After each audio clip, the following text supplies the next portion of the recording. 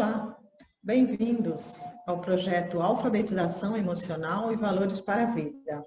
O módulo de hoje é o módulo Perseverança. Esse projeto é um oferecimento da OSCIP Zelar, Zelar Escandura, Lazer Arte e Responsabilidade Social. Seja bem-vindo. Começando pela recapitulação expressa do módulo anterior, Felicidade e Bem-Estar. Descobrimos que felicidade advém da coerência existencial entre o que se pensa, o que se sente, o que se fala e o que se faz. Que felicidade também é algo subjetivo. É seguir desejando aquilo que já se possui, aqui e agora, saboreando o momento presente, as relações, as interações e as oportunidades, de forma a vivê-los plenamente. É experimentar a prevalência de emoções positivas sobre as emoções negativas, que são inevitáveis. Então, o que será que é ser perseverante? E o que mentalidade de crescimento tem a ver com isso? Bom, algumas descobertas que os cientistas fizeram com atletas olímpicos nos trazem uma excelente notícia. Podemos aumentar a nossa perseverança, e perseverança é o melhor preditor de sucesso que já foi encontrado até hoje.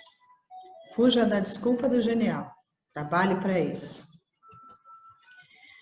Então, o que é ser perseverante?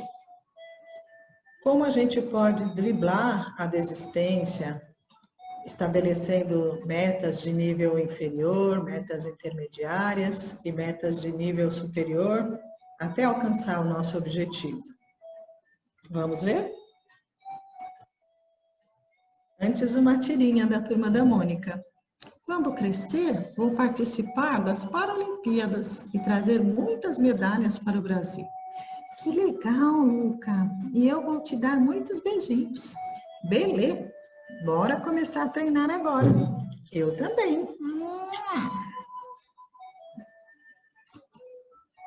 Bom, para falar de mentalidade de crescimento, nós vamos começar falando da mentalidade fixa, o mindset.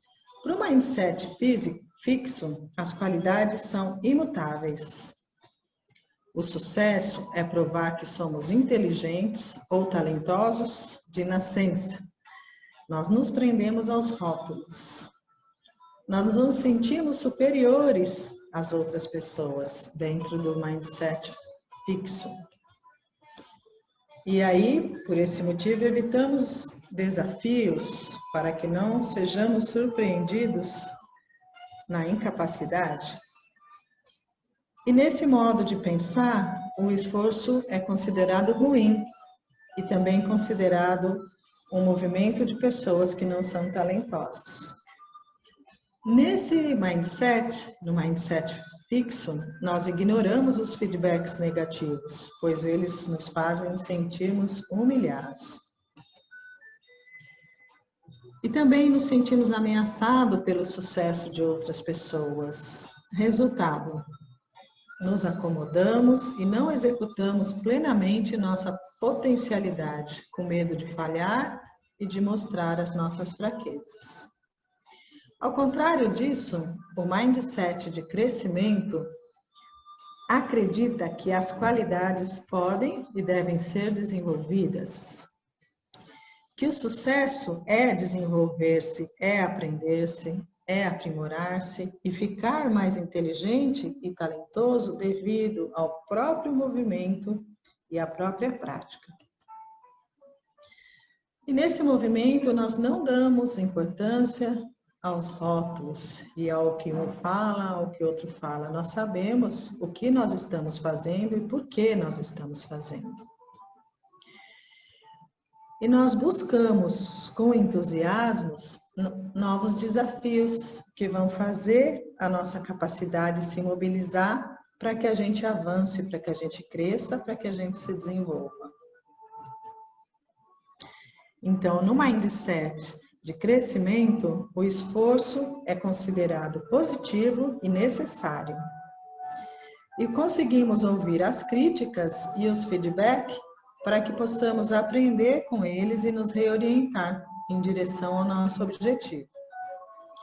Apreciamos o sucesso de outras pessoas e utilizamos a experiência de outras pessoas para encontrar lições e inspirações. Esse é o mindset de crescimento. Resultado: ampliamos nossas potencialidades, alcançamos sucesso muito maior. Esse conteúdo todo, que faz parte desse nosso módulo, está presente nesse livro de Carol Dweck, Mindset, e ele serviu de base para esse nosso módulo. Então, a mentalidade de crescimento, ela é transmitida pela nossa maneira de agir, pela nossa maneira de pensar, pela nossa maneira de ensinar e pela nossa maneira de encarar as adversidades. Para que possamos ensinar com o mindset de crescimento, nós temos que ter cuidado com o que a gente fala e o que a gente faz. Por exemplo, ao parabenizar uma criança, nós precisamos elogiar o processo de aprendizado. Assim, você aprendeu, parabéns. Assim não deu certo. Vamos falar sobre como fez e o que pode funcionar? Muito bem. O que poderia ser melhor ainda? Isso é difícil, não se sinta mal se não conseguir ainda. Sou muito exigente, mas eu estou insistindo porque sei que juntos vamos chegar lá. O foco no processo favorece o valor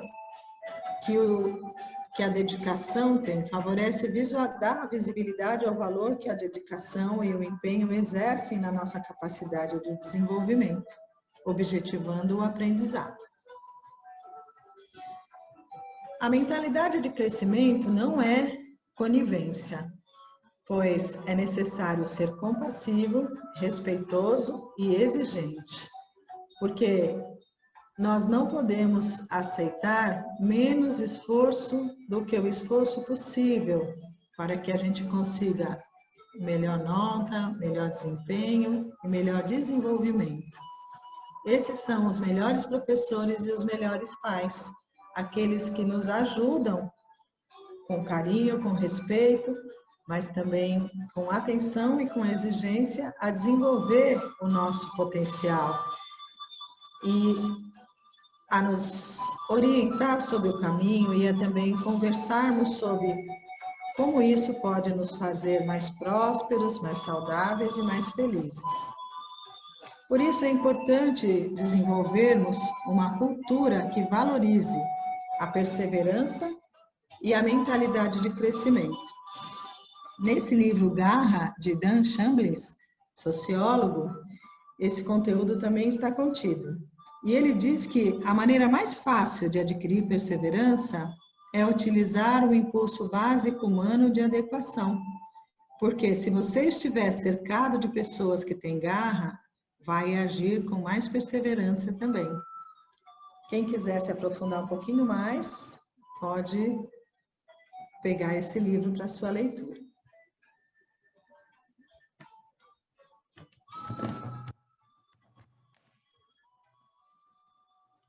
Vamos ver um pouquinho a história de Thomas Edison, uma história de perseverança.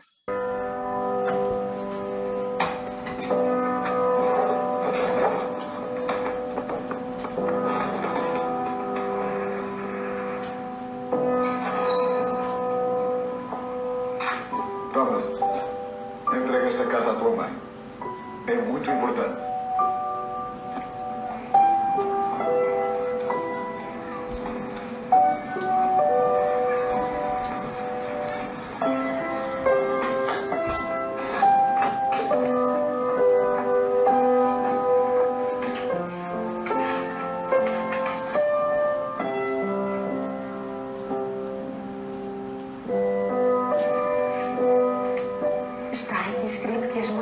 Thomas, na tua escola já não conseguem ensinar-te mais nada porque és o mais inteligente.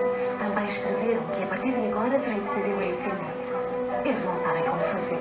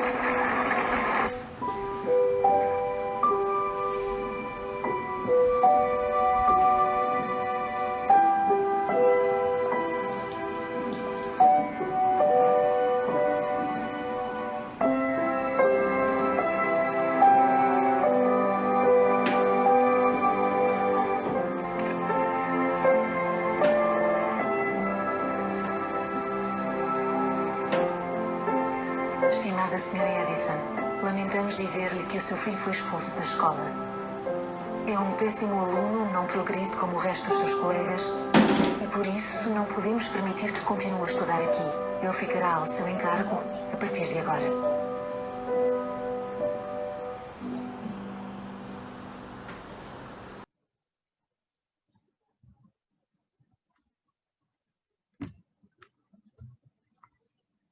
Como nós vimos anteriormente, as crianças são altamente influenciadas pelos adultos com os quais convivem, quer sejam eles professores, tios, pais. E a mentalidade em que a gente tem e que a gente lida com essas crianças vai influenciar grandemente o seu progresso, o seu desenvolvimento, sua capacidade de aprendizado. Por isso, é importante que a gente esteja atento a isso.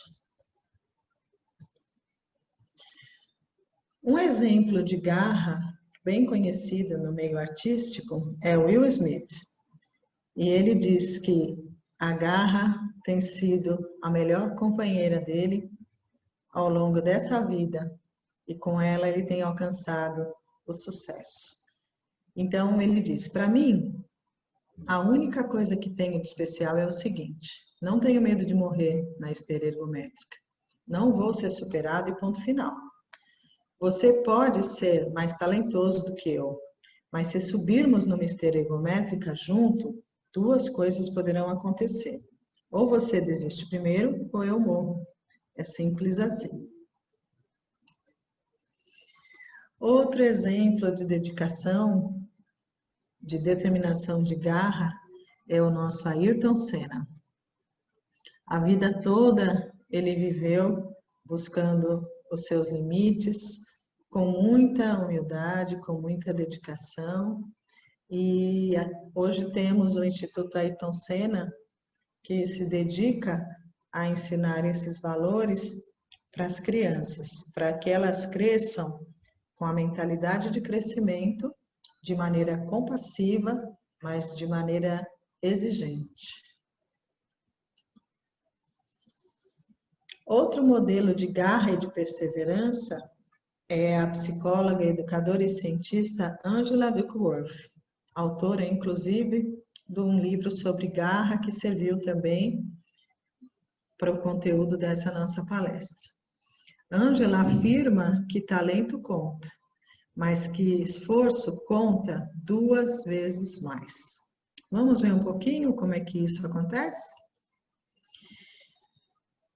Ela demonstra no seu livro Garra que, para pais e educadores, que o segredo das realizações incríveis não é o talento de nascimento, mas sim uma mistura de paixão e perseverança que ela chama de garra. A capacidade de perseverar e de produzir resultados além do puro talento da sorte ou das eventuais derrotas que possam surgir pelo caminho.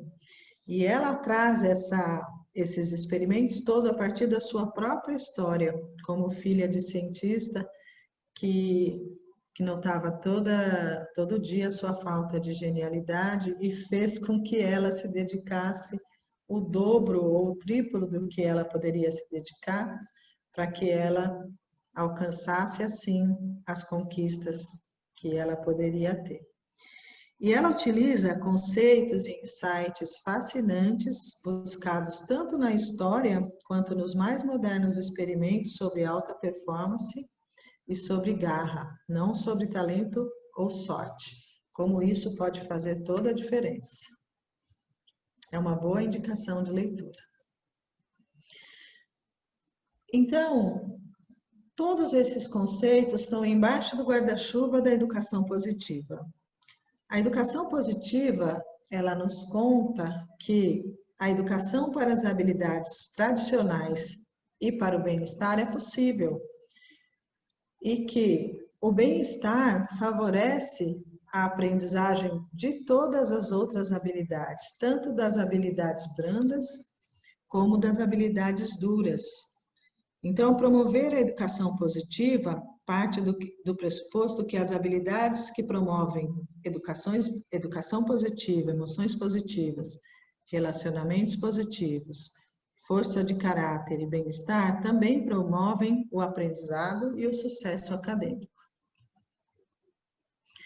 Nós temos aqui a escala de Garra, que está presente no livro Garra, da Angela Duckworth, e a gente pode se conhecer um pouquinho mais, como que anda o nosso nível de garra. Respondendo, marcando a nossa resposta a cada uma dessas 10 questões e observando depois na nossa pontuação onde a gente se encontra na escala de garra. E aqui uma tirinha bem interessante sobre perseverança.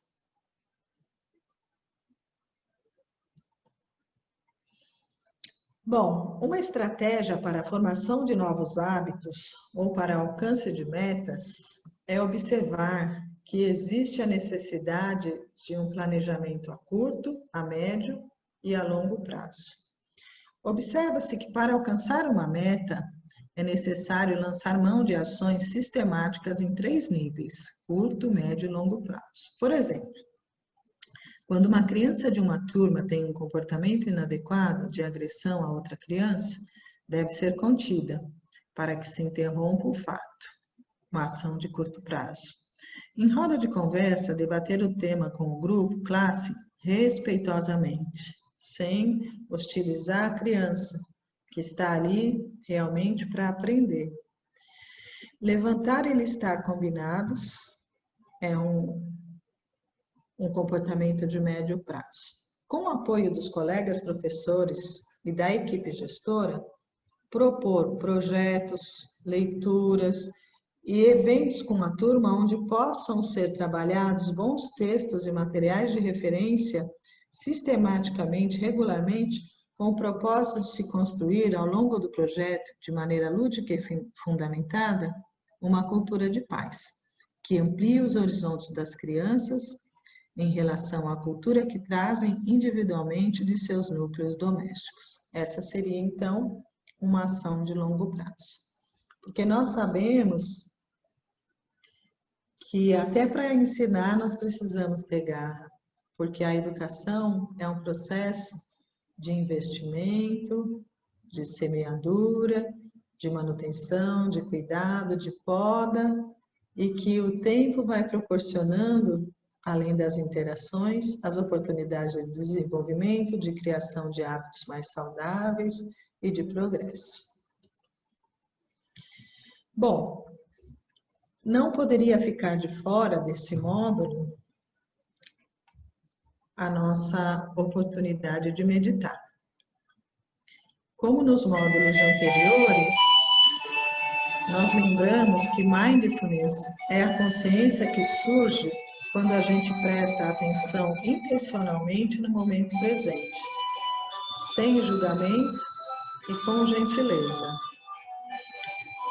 Atenção com intenção, nós vamos perceber que a nossa mente vai vagar e nós vamos então retornar respeitosamente, porque esse é o processo que faz parte do processo de desenvolvimento de cada um de nós. Vamos fazer uma pequena meditação?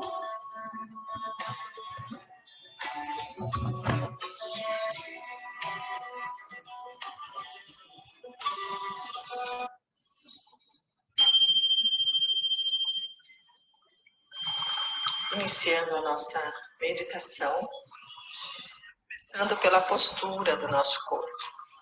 Sentados, pés no chão, sentindo o contato do corpo com a cadeira,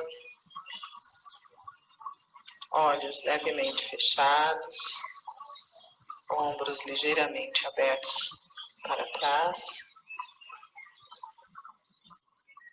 aproveitando os benefícios da posição, na firme intenção de prestar atenção ao nosso próprio movimento respiratório. Sentindo os apoios como se fossem a raiz de uma árvore,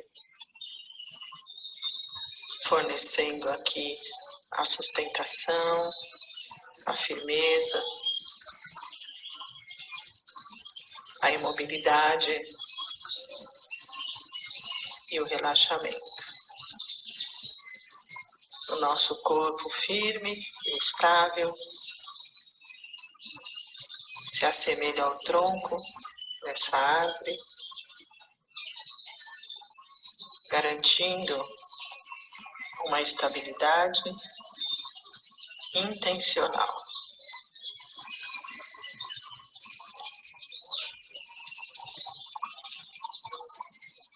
E a nossa atenção se assemelha à copa dessa árvore, para cima, buscando ao céu, aberta e receptiva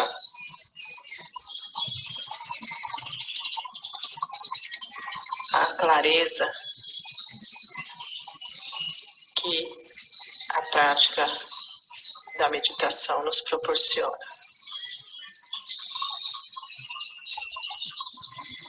Permanecendo assim, vamos percebendo o ar que entra, puxando ele profundamente, o ar que sai, o calor que provoca nas narinas, o movimento do diafragma.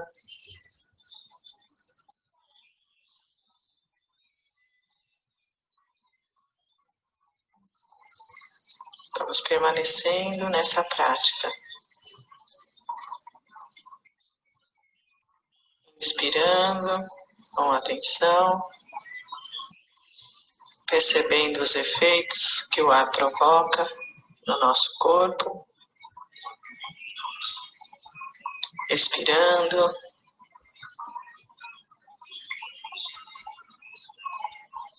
E cada vez que um pensamento levar a nossa atenção e a gente se aperceber disso, nós conseguimos retomar a nossa prática. Inspirando.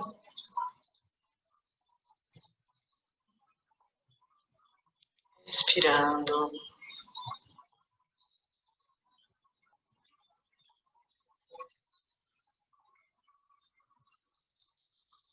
Inspirando e expirando.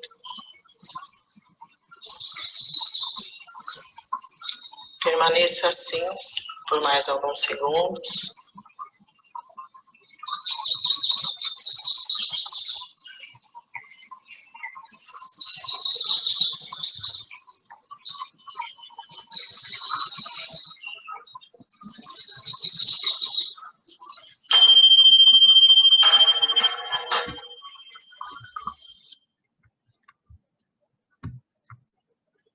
As pausas são muito importantes no nosso dia a dia e elas que vão trazer para a gente cada vez uma capacidade maior de foco, de atenção e de percepção de bem-estar.